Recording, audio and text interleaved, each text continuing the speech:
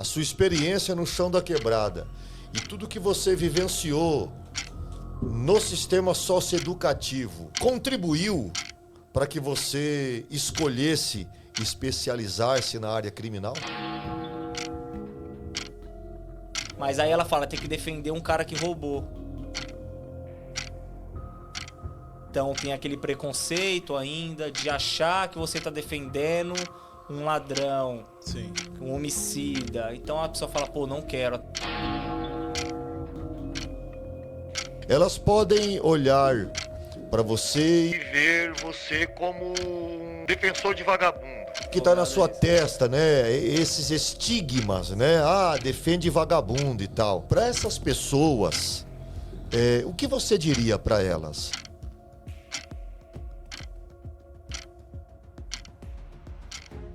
Você acha que a sua experiência no chão da quebrada, e tudo que você vivenciou no sistema socioeducativo contribuiu para que você escolhesse especializar-se na área criminal? Sem dúvida nenhuma. Quando eu entrei na faculdade, já tinha aquele desejo, aquela vontade, mas assim, todo mundo que cursa direito, em algum momento ela vai falar, quero ser criminalista ou até mais que isso, delegado. Vocês já ouviram isso? Pô, sim, quero ser delegado federal. Uhum. Mas não tem noção do caminho que ela vai traçar até lá. E ao decorrer da graduação, você se apaixona por várias, só que você... Chega um momento que você fala, pô, quero seguir esse caminho, que é o momento que depois você vai fazer uma pós-graduação. Então, como eu passei na prova já, ainda na faculdade, então já tinha na minha cabeça o que eu queria. E falei, quero fazer até uma pós-graduação sobre isso. Por quê? Porque muitas das pessoas, elas quebram a cara no sentido de quero ser criminalista, porque é legal, doutora Deolane, não sei o quê. Mas aí ela fala, tem que defender um cara que roubou. Uhum. Então tem aquele preconceito ainda de achar que você está defendendo um ladrão, Sim. um homicida. Então a pessoa fala, pô, não quero, até por questões políticas, existe, né? Mas na faculdade eu já falei, eu quero ser criminalista, obviamente pela história da minha vida. Não teria como eu me formar, virar advogado e não fosse para defender os meus irmãos, né, pessoas, o meu semelhante, né, não a pessoa, mas os direitos dela, né. Então eu falei, eu quero ser criminalista, e me identifiquei muito, né. E na prática a gente vive isso, né, cara. Pessoa que passou, ninguém sabe o que é ficar preso. Se a pessoa que soubesse o que é ficar presa, ela não mandava prender ninguém, cara. Então a gente entra dentro de penitenciárias, dentro de delegacia. E é um negócio que é um filme mesmo que passa na cabeça e eu sei que eu fiz a escolha certa. Não é fácil, de forma alguma. A vida do advogado criminalista é cheia de dilemas, mas eu tive essa certeza ainda na faculdade que é o que eu queria ser. Que maravilha. Cara, qual que foi, né? Você falando, pô, você visita penitenciária, então você convive assim, né? Tipo um filme. Qual que foi, cara? Não sei se você pode falar, não precisa falar especificamente, mas qual que foi a cena ou o caso mais louco assim que você já pegou e você falou assim, putz, cara, eu nunca imaginei num caso desse aqui? Pergunta difícil também e tem uma resposta que eu não vou dar agora, eu vou esperar um pouco. Certo. Mas de forma geral, cara, é complicado porque ao longo dessa caminhada, pô, já são alguns anos, Sim. né? E a gente conseguiu já passar por diversos casos e é uma pessoa diferente, é um CPF diferente. Então, na penitenciária, por exemplo, você lida com um choro, com um arrependimento, com a revolta. Isso a gente sente mesmo, sabe, cara? Sabe que a gente tá saindo, a gente fica preso por algumas horas lá dentro. Você não pode entrar com o celular. De 2 a 4 horas você fica dentro do sistema prisional. Pela própria logística do lugar, não é fácil entrar, não é fácil sair, o Sandro sabe disso. Então, tudo isso é um combo aí de coisas que é difícil você ver. A família, o próprio preso, Não trabalhei muito com adolescentes, meus casos são mais de pessoas adultas, mas jovens em audiência de custódia, que você fala, pô, né, tá arrependido, né? Você sabe que a pessoa tem um futuro, pode ter um futuro se quiser. Sim. Aí a gente lida com o nosso eu lá de trás, entendeu? Então é difícil eu falar um caso assim específico. Mas se eu lembrar, eu respondo. Beleza. Mas, de forma geral, se ele lidar com pessoas infratoras, assim, de um modo geral, é complicado. Se entrar numa cadeia é complicado e isso não tem como... Menahem, geralmente, a depender da experiência de cada ser humano, né, que a gente vive num mundo plural, ninguém é igual a ninguém, as experiências são múltiplas, né? Eu entendo muito bem esse fenômeno, por isso eu digo a depender da experiência de cada um.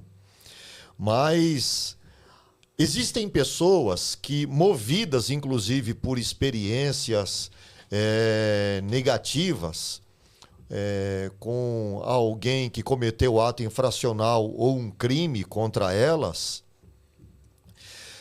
olhar para você como um advogado criminalista, com especialidade na área criminal, essas pessoas, movidas por essa experiência amarga e também por uma concepção pautada no senso comum, sem tanta base científica para entender o que é o direito de verdade, elas podem olhar para você e ver você como um defensor de vagabundo. Parece que está na nossa testa. Parece que está na sua testa, né? Esses estigmas, né? Defende vagabundo e tal. Para essas pessoas, o que você diria para elas, Menahem? Eu diria algo que foi até tema de um vídeo que eu tenho no meu Instagram, Sandro, que é interessante demais esse ponto. Eu fiz uma reflexão que fala sobre o senso comum jurídico, né? Porque pessoas se acham no direito de opinar por tudo o que acontece no mundo jurídico. Você pode ver exemplos na televisão, sensacionalista é isso. Se o médico ele te dá uma prescrição de algum medicamento, você não vai questionar o porquê que ele fez aquilo, né? Sim. Você não vai questionar, entre outras profissões. Só que quando ocorre um crime, todos se acham no direito de comentar aquilo. A internet é palco. É o senso jurídico comum que eu falo, que se acham no direito de você opinar. Cara, você não precisa opinar sobre tudo, cara. Você não precisa saber de tudo. Eu digo até no modo geral de tudo que acontece na internet. São pessoas que se acham no direito e na obrigação de comentar, de opinar sobre tudo. E não é. Então, a pessoa, por exemplo, foi presa preventivamente. Existem as prisões cautelares e uma prisão definitiva. Bem rápido aqui, que as prisões cautelares são aquelas que antecedem o julgamento, que é para assegurar a ação penal, que é a prisão em flagrante, temporária e preventiva. Então, essas prisões não têm o cunho de julgar uma pessoa, de fazer justiça. Ela está ali para assegurar o processo, cumprindo os requisitos que ensejam essa prisão, que estão previstos taxativamente em lei. Se não cumpre esses requisitos, é papel do advogado acionar a justiça, motivar ali o juiz para que relaxe ou revogue essa prisão. Então, elas já fazem um julgamento de mérito, achando que aquela prisão é uma prisão para fazer justiça. Tem que prender porque atropelou e matou. É um ato repugnante, é um ato que tem um clamor social enorme, mas existe um processo legal que vai aferir se aquela conduta realmente é crime, se teve dolo, se preencheu os requisitos do crime, né? Que é tipicidade, culpabilidade, enfim, fugiu aqui agora. Então, assim, tem que cumprir os requisitos. Então, elas já fazem um julgamento de mérito sem antes saber se a pessoa é condenada. Então, você está defendendo quem? É uma pessoa que está sendo acusada de um crime. Ela não teve uma condenação, né? Então, na cabeça das pessoas já é isso. É bandido, é não sei o quê. E só vai ter a certeza se a pessoa vai ser responsabilizada por isso ao final do processo. Só que desde o início você já cumpre uma pena, né? E para essas pessoas que acham que a gente é defensor de bandido, que a gente defende vagabundo, até o momento de um parente cometer um crime, né? Aí é uma injustiça. Quando bate a porta, ali é uma injustiça. Aí é uma injustiça. só retornando que tinha me dado um branco, tem que cumprir os requisitos do crime. Fato lícito, ilícito, fato típico, ilícito e culpável.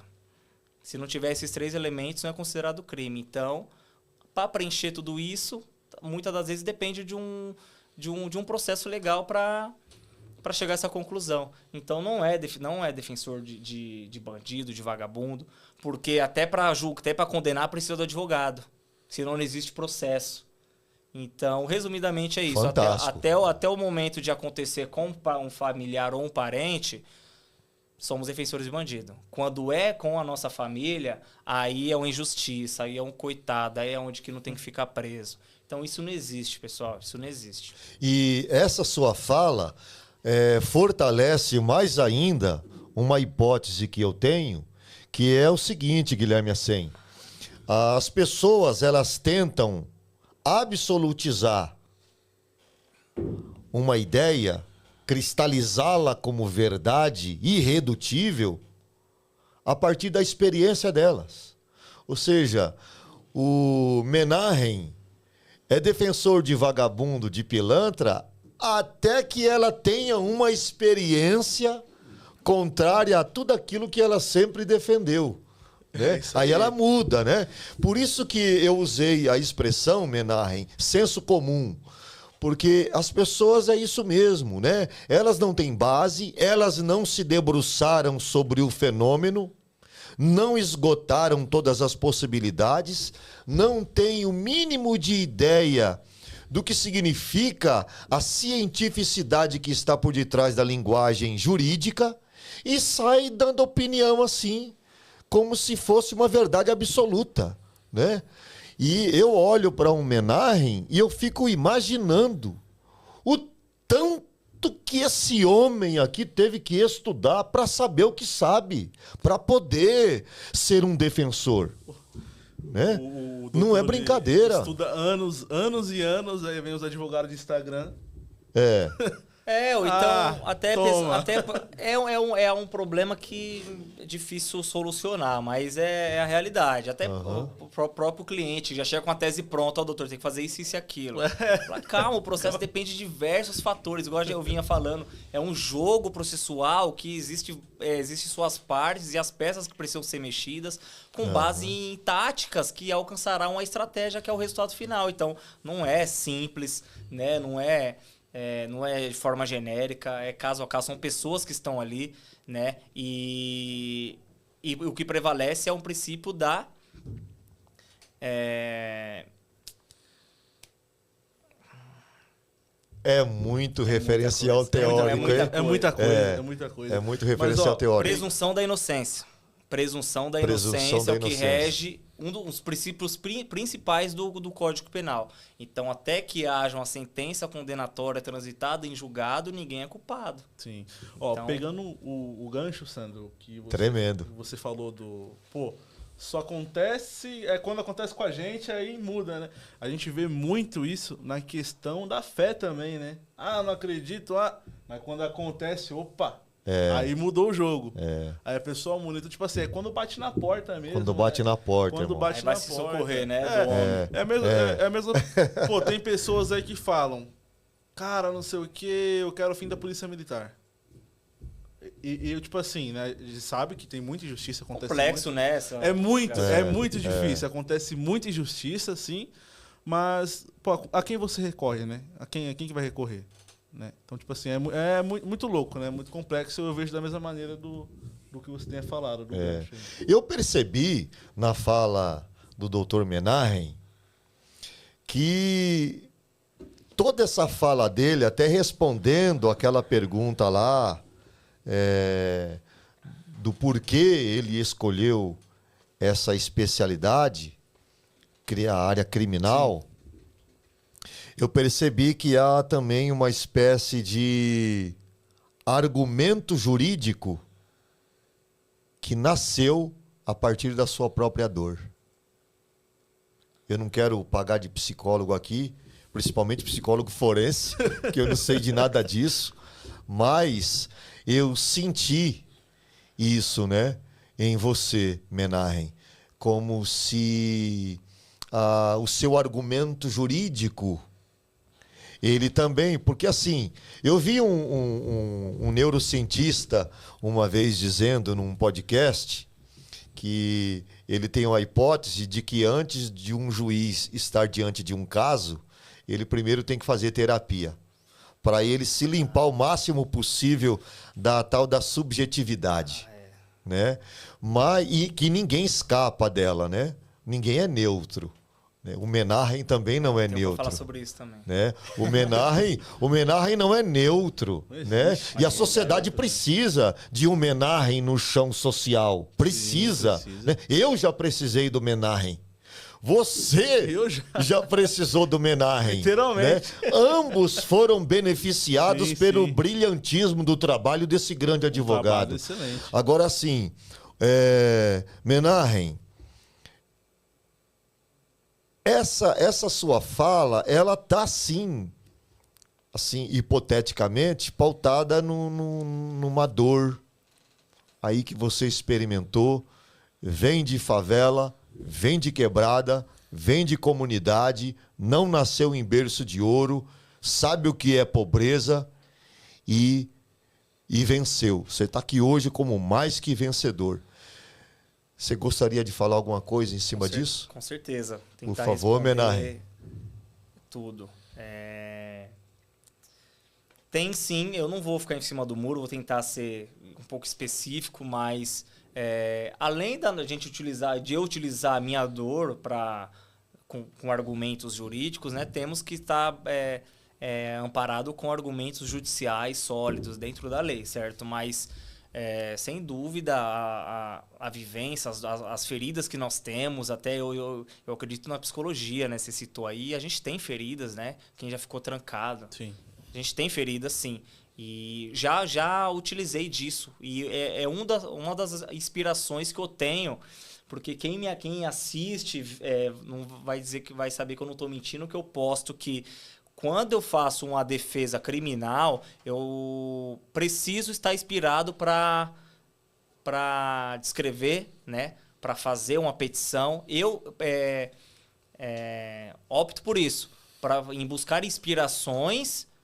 Não vou saber explicar quais, mas eu preciso estar inspirado para defender pessoas. Então, é um habeas corpus, ainda mais pedidos de liberdade, né? É uma arte. Isso, porque nem todos os clientes estão presos.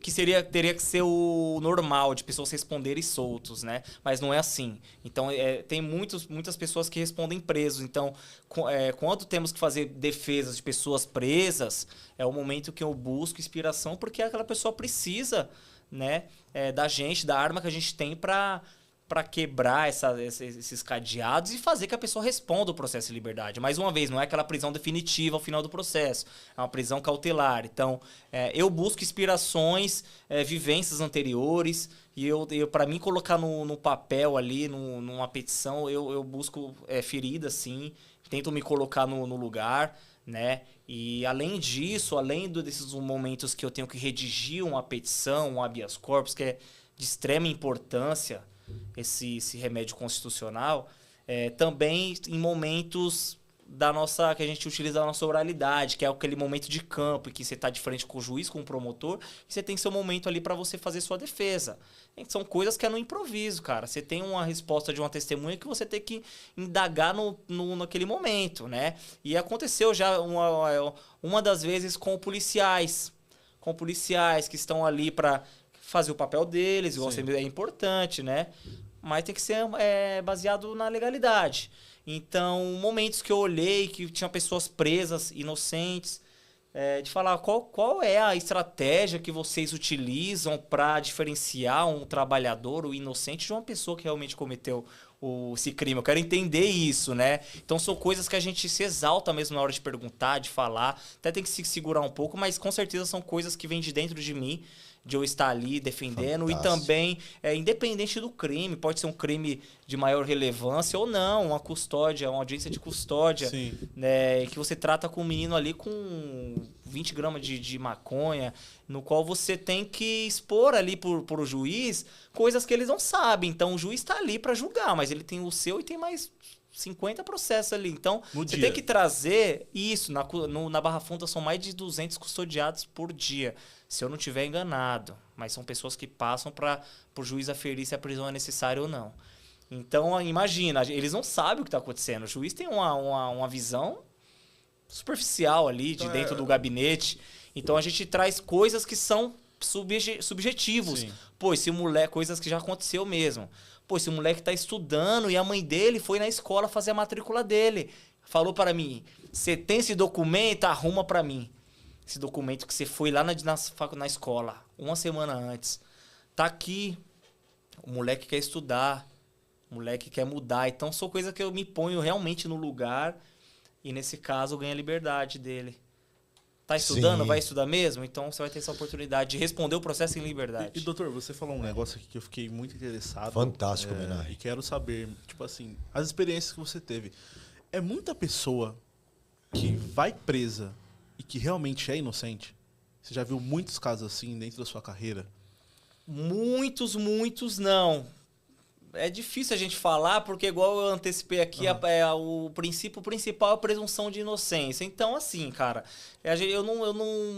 não é como primordial para mim saber se a pessoa é inocente ou não, nem faço essa pergunta. Mas a pessoa tem que ser, a pessoa que está sendo acusada não tem a obrigação de produzir provas. Em tese, você pode produzir, mas o ônus da prova é de quem acusa, é do Ministério Público. Então, a pessoa é inocente até que se prove o contrário, né? E eu não digo nem de inocência, assim, mas eu digo de desproporcionalidade na aplicação de uma medida da mão do Estado mesmo recaindo sobre a pessoa, que às vezes é desnecessária, da própria prisão.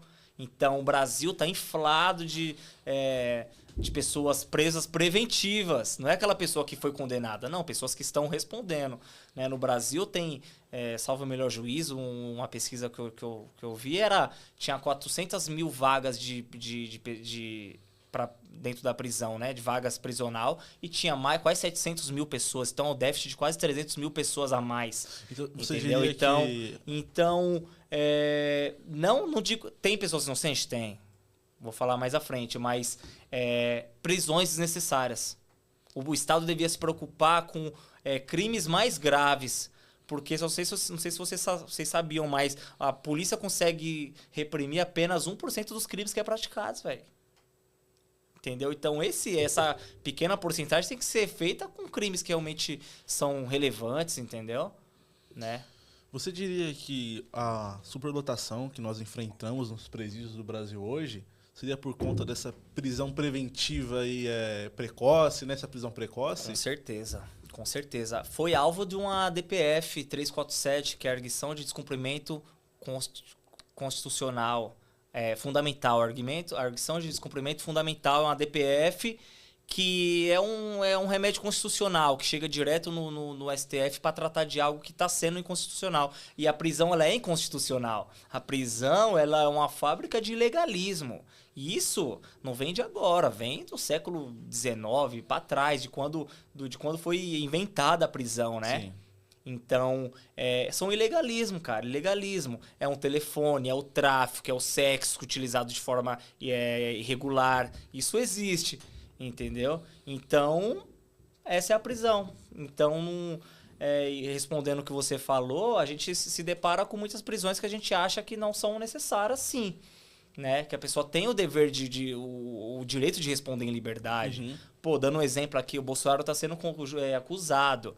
Pô, deixa o cara responder em liberdade. Porque você vai no parlatório na cadeia, você fala com o cara gritando assim, em cima da pilastra para conseguir falar com a pessoa. E como que você faz uma tese defensiva dessa forma? Como a pessoa vai te ajudar dando elementos para você fazer uma defesa? É difícil. Sim. Então, a regra é a liberdade. A prisão deve ser a exceção.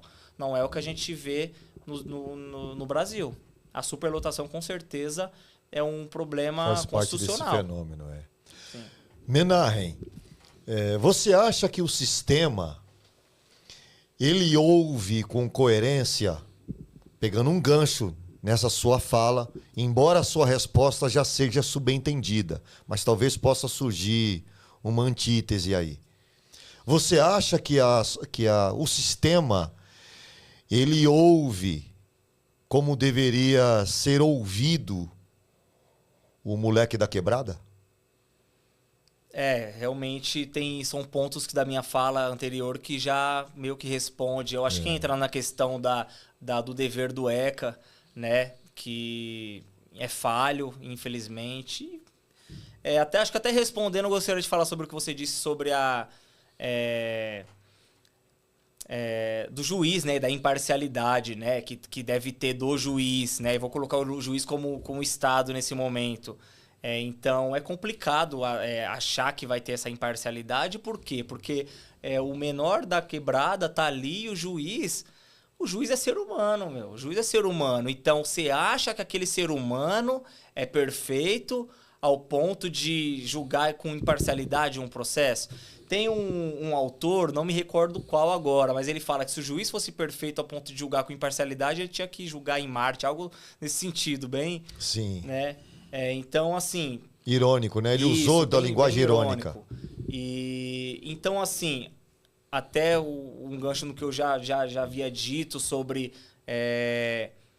a falta de pessoas da nosso meio ocupando essas cadeiras. Então a gente trabalha com juízes que teve uma vivência totalmente diferente da nossa, com berço, né? Então você acha que aquela pessoa vai utilizar, que tem um princípio da decisões fundamentadas, né? O juiz tem que decidir com base na sua convicção, com o seu íntimo, mas de forma fundamentada. É o que está na lei. Mas você acha que ele vai julgar com qual convicção? Qual que é o íntimo daquele juiz em julgar um moleque periférico? Você acha que ele entende? Às vezes nem por dolo, por vontade, mas são vivências diferentes, né? É um passado diferente que não há como a gente achar que vai ter um olhar imparcial, um olhar de proteção realmente para com o menor. Nesse caso, Menahem, o ipsis literis, a literalidade, ou a rigidez do espírito da letra jurídica, né? Seria uma espécie de chão firme para essas subjetividades não aflorarem, né? Porque a força da lei, a rigidez da lei é o chão firme para o juiz julgar direito, né? Sim. Julgar perfeitamente. Eu costumo dizer para os adolescentes que estão internados lá onde eu trabalho, falando para eles o seguinte, eu não sou paga-pau de sistema, mas eu tenho a liberdade de, como profissional do sistema socioeducativo, lançar o papo reto para vocês, sem querer passar pano para quem quer que seja. Mas eu falo para eles o seguinte: o juiz internou você aqui para cumprir a lei. A intenção dele não é punir você, mas a intenção dele é lhe proteger. Os moleques ficam me olhando e tal. O homem não colocou você aqui dentro para te punir. Não é uma pena, né? Não é uma pena. Mas ele te internou para te proteger. Você poderia falar alguma coisa disso, Menahem? Sim, eu penso da mesma maneira. Até pelo que a gente falou no início, que o ECA está ali para proteger, para fazer essa proteção. E realmente, o menor infrator, ele não comete crime. Não comete crime porque ele não tem ainda capacidade para isso, que é aquela questão da maioridade penal. Então, o menor não é capaz, no sentido de ser ele é impunível, né? Ele tem a imputabilidade. Ele não é totalmente